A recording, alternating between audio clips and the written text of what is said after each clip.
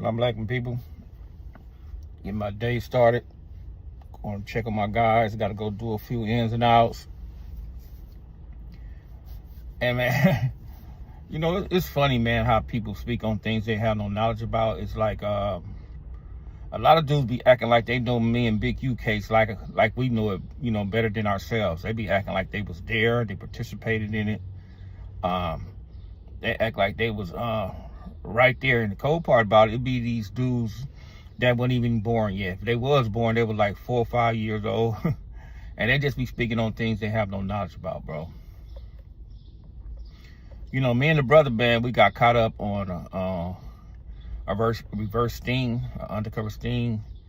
We was going to purchase 30 kilos. And the guy that we was dealing with, he was a solid individual at first. But somewhere along the line, he got caught up in what he started doing, and he started working. And he started turning in all his customers, all his buyers. So when we purchased, you know, what we need to purchase, because we had purchased from him before, and we got 15 from him, but we bought it straight up. And then we came back and ordered 30 more, so we was running a maneuver on. So when we ran the 30, I showed her the money for the 30, and when I showed the money for the 30, I was by myself. So it was a go after that. So I didn't have to show the money no more. So, but lo and behold, he started dealing with a undercover officer who was with him. So when we went to go purchase it, the 30, we wasn't gonna purchase it, bro. You know, we was just gonna grab it and we was gonna get up out of there. So, you know, we went to go put the twist down, but unfortunately, you know, there was undercover police. You know, some guys were saying, you know, I heard some dude talking about when we got caught up, Big U pulled a pistol out on the guy and knocked the police out. Nah, bro, he didn't knock the police out. Man, when me and Big U approached the car, they jumped out. And me and Big U, we ran, we scattered. All right. So when we scattered,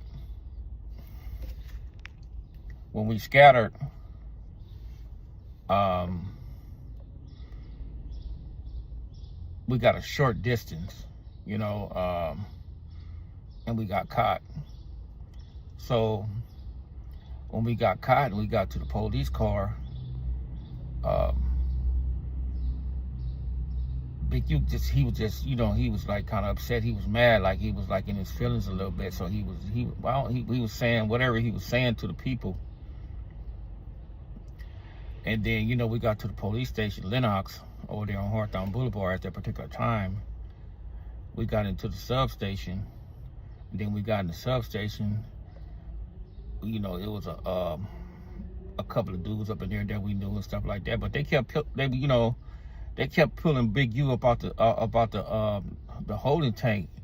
And I was asking bro, like, bro, what they keep pulling you about this joint, man? He was like, oh man, you know, these police officers, you know, used to be in the module with me, you know, rightfully so, because, you know, they used to work in, you know, used to work in the county jail, and then they go to the streets. You know, I think that was their protocol or something like that. So he said he knew them from the module because they kept pulling him out. So we just sitting back, we trying to figure out what we're going to get charged with, because we really didn't possess none of the drugs or nothing like that. But the way they wrote up the paperwork, they said we robbed them, we took the dope and all that type of stuff. So when I got the transcripts, the paperwork of dealing with the police report, it was 2 statements up in there. They said that Big U made. They said that he never should have went to work for me, and he said that he never touched the drugs. I'm the one that touched all the drugs, right? And the brothers from the section know that I sent that paperwork out, you know, years ago.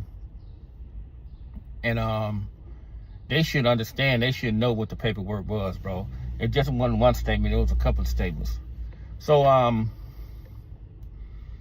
we go to the county. We up in the county. Me, Big U, C-Rag, Lil Doc Dome, Lil Psych from Six Dudes. Baby Psych from Six Dudes. A lot of other individuals up in there, man. Belly was up in there at that time. So we on $1 million road, bro. And you know, if you was on $1 million road, you was in HOJJ. So when I got the police report, me and Big U in the cell, and I was reading it, and I handed it to him, and he read it, and he gave it back to me without saying nothing. And I said, hey, bro, you see what they said you said about, you see what they saying you said? He said, oh, man, Ed, you know them police, you know how them police be lying? And I said, okay, yeah, all right, whatever, you know, I'm going to take that. So, you know, a lot of people don't understand I had gave the brothers the benefit of the doubt at that particular time, man, because when you homeboys, you always supposed to give your homie the benefit of the doubt when something like that is transpired. You know, even if he did say that, you know, you don't know if he said it, you don't know if he didn't say it or nothing like that. But it was just something fishy about the whole situation, man, because he just started acting funny up in there, getting into it with a whole lot of dudes on the road. He got into it with Baby Psych, and he was just up in there just frustrated. He was like, he was just on some bullshit, you know, not with me, but with them, man, because a lot of dudes, man, they be thinking that, oh, man, you scared of Big U, you do this. Nah, bro. One thing for sure, two things for certain, bro, that me and the brothers from over there, brother, we know each other's abilities, bro. You know, ain't nobody no busters, ain't nobody no cowards, and we know we would do it to each other if something got to that particular point. So we go to trial, man. We get found guilty, bro. They use the statements in there to find me guilty of the conspiracy charge, right? And they use the statements to find me guilty of the possession charge because they let that stuff be admissible in trial. And a lot of brothers, man, I see these dudes when they get the paperwork and they speak on it, they'll say, oh man, that was inadmissible. They never used that. Yeah, they did. They used that, bro. Because if you look at the appellate brief, you'll see that he attacked the statements in his argument. And in his argument, his lawyer said that he never had a chance to expound on why he made the statements, right? And a lot of brothers overlook that. You know, at this particular time, bro, I don't give a shit, you know, because I'm displaced from that particular lifestyle. He did what he did. Okay, I don't give a shit, man, because I'm in a different space. But, you know, I still didn't say nothing. When we got to the pen, I didn't say no. We was in Calipatria on C Yard, and his father Hank was like up there. So Big U was like, man, how much time you got? I said, I got 32 years, dude. What the fuck you mean? You know? And he was like, oh man. I said, but I had my sentence report. So I went and got my sentence report out of my cell, and I brought it back to the yard. And his father was looking at it. His father started laughing a little bit. He was like, man, this dude got way more time than you. And he was like, oh, I didn't know. He was acting like he didn't know. And so it was cool, man. You know, and dudes don't understand, man, that them two statements that he made, brother, I would have took that stuff to the grave with me, brother, because I was representing that, you know, and I was representing that to the fullest, to the best of my abilities. And I just would have took it to the grave with me, man, because we was homeboys, man, because I wasn't here to sput nobody's name out or do nothing like that. So I just would have took it to the grave with me, bro. But what he did was, when I was on C Yard, and I had, you know, I got a trade on A Yard, so they sent me to the A Yard. So when they sent me to A Yard, I'm over there for like 2-3 months, and then some of the homies start coming over there, and they was like, hey man, you got 5 years? I was like, 5 years? I was like, fuck you talking, man, get out of here. It was like, no man, Big U said you got 5 years, and you told on him. I was like, what? I was like, nah. I didn't believe it the first time, but then a couple more brothers from the section came over there and they said the same thing. I said, man, all right, man, fuck that. Gave them the paperwork. So about this time, I gave them the paperwork, and they was like, okay. And everybody, some of, it was a split between me, some of the homies on his side, and some of the brothers on my side.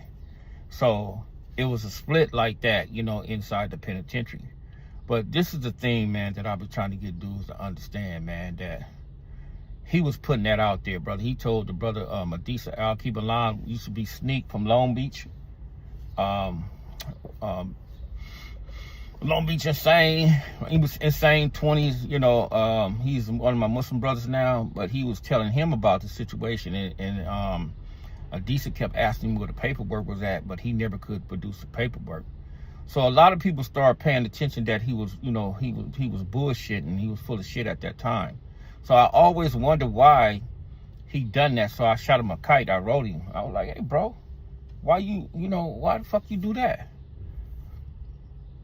So he was literally got mad because I had shot the paperwork to the streets, and I shot the paperwork to some of the homies, and it got back to him. He got the paperwork because I made a bunch of copies of it. So, it can be circulated inside the penitentiary, because when you're in the pen and you label a rap, bro, you're open game to every section. Not just your section, every section, bro.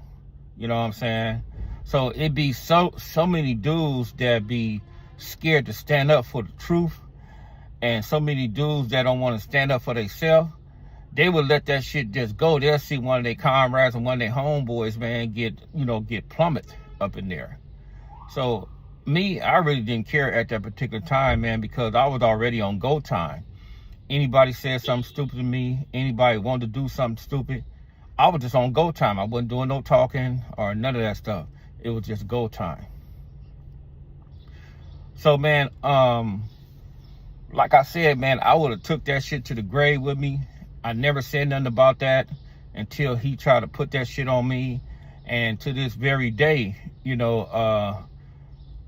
I laugh about it is because dudes is really starting to see what I was talking about 34 years ago, bro. And it really doesn't matter anymore, man, because, what's done is done.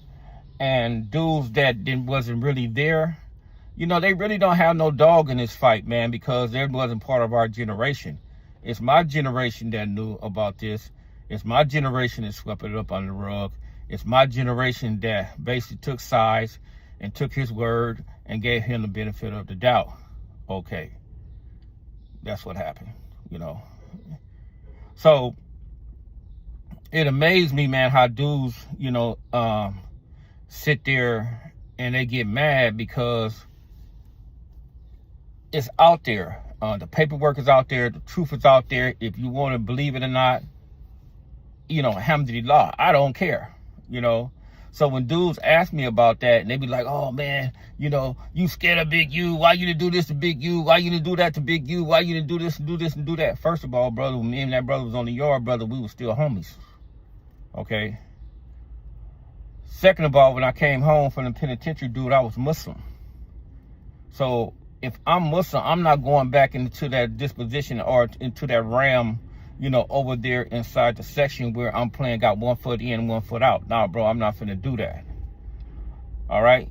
So if I'm not finna do that, and I'm gonna stand on my square as a Muslim, I'm not going to contradict myself and go over there and cause a bunch of chaos and confusion and have the neighborhood split to the point where dudes is feuding with each other, man, and more lives have been taken. I done seen a lot of good brothers from that section, man, die by the hands of my own people from that section, and I wasn't going to be a part of that, bro. Never going to be a part of that. Never was a dude that looked to the level of that, a homeboy killer or none of that type of stuff. So I wasn't gonna be to the point where I was gonna be causing a destruction or a menace to my own community in that form, in that fashion. So it's like when brothers be speaking on the case, I be like, bro, you guys wasn't there. Just because me and the brother don't go in depth on what really happened, sometimes, man, we just ain't not gonna go in depth in it too. And it's always a respect level, you know. And to this very day, if he called me, I'll talk to him straight up. I'll get right on the phone and be like, what's up, Assalamu alaikum, what's up? Because you got to understand, man, that he took his shahada. We both took our shahadas, right? And when you take your shahada, you become a Muslim, brother. It's certain things you have to let go. You know, and I'm not saying that he couldn't go back over there to his community and help his community. I'm saying that when you're a part of being a Muslim, you can't be to the point where you paying both sides, bro. It's impossible. You can't do that. So that's where, you know, the discrepancy comes in, and a lot of brothers don't understand that, because one dude was telling me the other day, oh, you got a lot of homies that's Muslim, they still, no, bro, they faking. And we're going to call a ball, and strike, bro, they faking. You know, ain't nobody infallible, means ain't nobody perfect. But if you step out that side, that arena, and that realm, you don't supposed to go back in that realm, man, pushing some negativity, man, that's some self-destruction towards your own people, bro. So, now, dealing with our case, that's what that was, brother. That's why me and the brother got into it, man, because we was homies. And like I said, bro, I would have took that shit to the grave. You know, it's a lot of shit that I still am going to take to the grave, but with me. But it's like, man, dude, don't speak on things you have no knowledge about, man. If you guys don't know, if you guys can't read, if you guys can't understand, if you guys going to be biased, okay, that's cool, right? But actions, man, is speaking louder than words, man. You know, and pretty soon, don't be shocked and don't be surprised, bro. It's what's going to transpire, man. But I encourage, you know, each and every individual brother that's, you know, out there trying to do something good, to continue to do good. If you want to change, man, to continue to change. Don't trick yourself off the streets. Be mindful, man, of your surroundings, man, because there's a whole lot of informants around you, bro. I'm talking about on a high level, man, that you would never believe, bro. I was on parole, bro, for like a year, 2 years. When I first got out the pen, I'm Muslim, bro. They followed me for like 2 years, bro. They had me on the watch list. When I used to fly, you know, go places, you know, with my son, go to Hawaii or something. They had me step in a different line and all types of shit, just because I was Muslim, because what it was going on and transpiring in the world. They had me on a no-fly zone. But when they took, bro, when they finally let me off parole, they came into my house and they said, look, first my parole officer came up in there, and there was 4 more other dudes that came with him. And I know they wasn't parole officer, but they had like the parole jackets on, thinking somebody's a fucking dummy that don't nobody know who they are. So they inside my room, so they looking at my book collection. And they were like, man, you read all these books? I was like, yeah. I read all them books. And one of them started quoting something about the art of war, and I finished it. He said, you know what, man? He said, man, the information that we got on you from the penitentiary, he said, man, you're a waste of our time, man, because you out here, man, we've been watching you for 2 years. You move differently. You ain't went back over there in your neighborhood, your old neighborhood. We see you don't function with them brothers and stuff like that. And then one of them was a brother, too. He was a black dude. It was 3 white boys, and it was a black brother. So the white boys walked out the room. The brother, he stayed behind, leaning behind a little bit. And you know what he told me? He said, look, bro. He said, man, stay away from them dudes in your neighborhood, man. He said, man, because we got so many of them dudes on our payroll. It's unbelievable. That's exactly what he told me, bro.